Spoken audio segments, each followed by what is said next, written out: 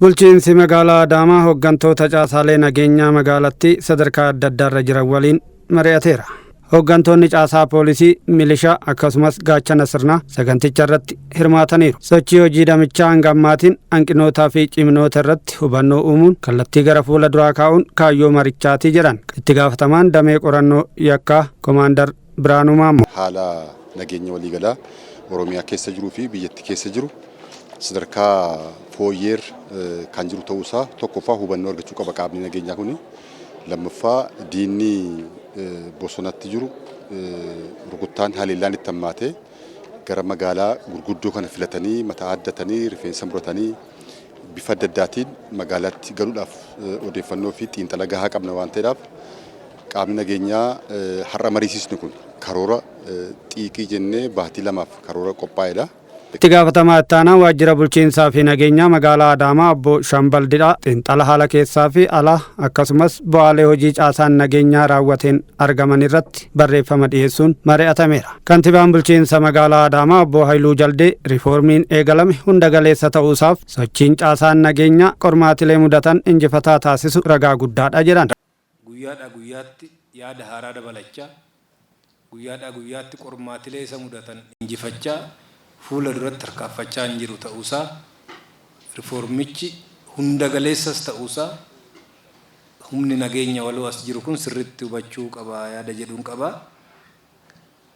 Kana qofa osoo hin taane riifoormichi haala wal fakkaate qabatee deemuu osoo hin taane rakkoolee kuufamanis hiikuudhaan tuttuquudhaan chaalenjii gochuu irratti kan xiyyeeffateedha jechuudha.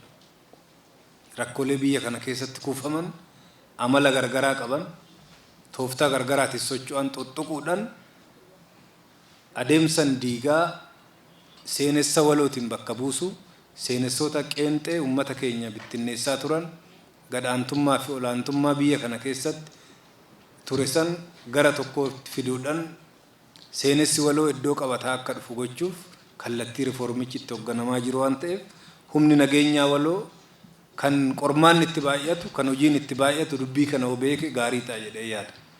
Cal'ifamee akka hin taane qormaatileen kuufaman rakkooleen kuufaman irra keessa olaalan homaan fakkaan garuu bu'oo tuqxu rakkoo guddaa namatti fidaa jiran qabatamaa keessanis argaan ooltan bu'urri isaa riifoormichi garamitti akka deemaa jiru kallattii an agarsiisu ta'uusaa akka hubatamuu fi humnootni waloo nageenya qaawwaa kallattii kenname qixa wal fakkaatu raawwachuu dhabuun mul'atuu fi rakkoo naamusaa miseensota tokko tokko bira jiru maqsuun bu'aa caaluuf hojjechuu akka qaban dhaamaniiru. Hanqinni tokkoffaan humnoota nageenyaa waloo keenya biratti sirratuu qabu kallattii harcaasuudha. Kallattii kennamu duguugee naamusa olaadhaan hojiirra oolchuu irratti baay'ee walirraa fagoodha. Aanaan haala gaariin deemu hin jira. Aanaan waan hin dhageenye mootummaa biraatiin bulu fakkaatu jira. Kutaan magaalaa haala gaariidhaan dubbii ciniinnatee qabee hojjetu jira. Kutaan magaalaa immoo iddoo bira odeeffannuma waan hin dhageenye fakkaatu jira. Dhimmoota yoo fuutan. Namni dhuunfaan cinqamee dhiphamee hirriiba dhabee humna isaa qindeessee hojjetu akkuma jiru namni immoo kallattii harcaasee akkuma bare san ta'u jira.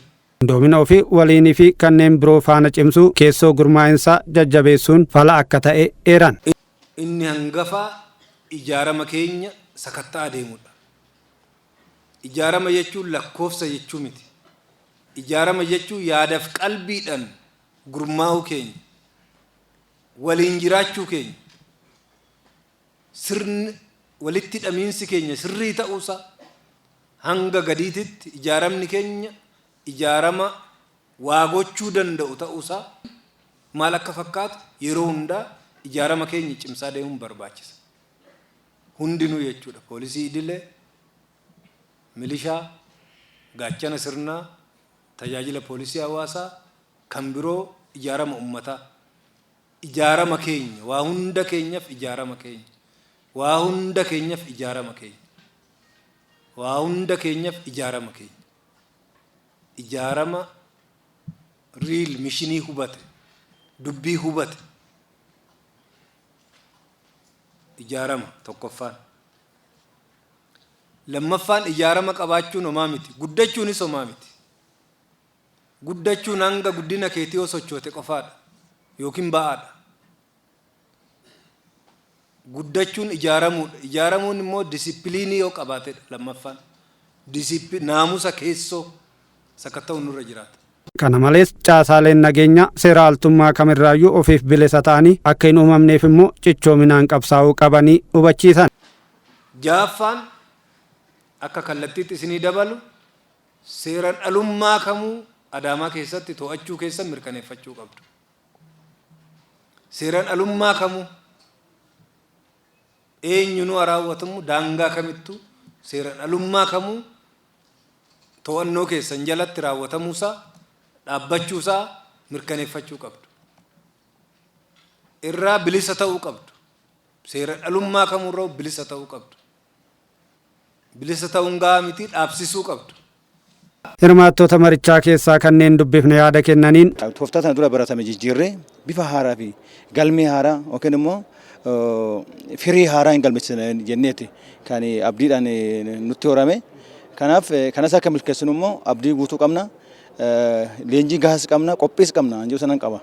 Yaadni keenya kanuma akka milishaattis akka poolisiittis akka gaachana sirnaattis hojjennee gahee guddaadhaan ga'uuf dirqama keenya bahanna jedhee yaada.